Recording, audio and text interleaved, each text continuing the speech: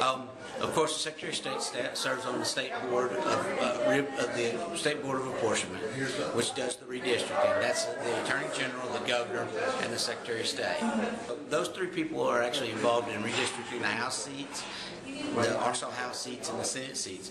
We do not decide what the congressional districts are looks like.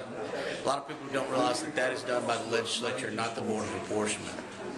But also, there's going to be, since the census is done every 10 years, and everyone has to actually have an equality of their representation, those districts have to be redrawn. Now, the Secretary of State's office is wanting to take things to the next level to make sure that we provide the technical assistance, the software, and the tools necessary to not only perform the redistricting that these local communities need to do, but also provide the technical support so that we can provide the geographical information system, the data that they need, and is now required by state law. And that's very difficult. A lot of times a community can kind of sit down, they get the numbers, they can draw their districts, and get that done, but that does not satisfy all of the state law.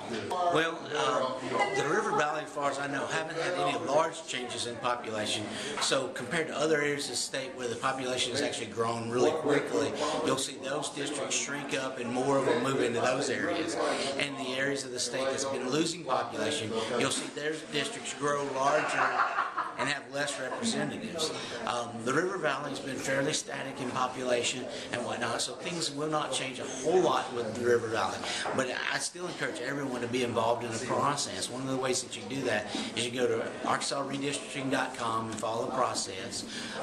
Tomorrow will be the first day of the Board of Apportionment meeting, in which you'll see the kickoff and schedules and stuff like that will get moving.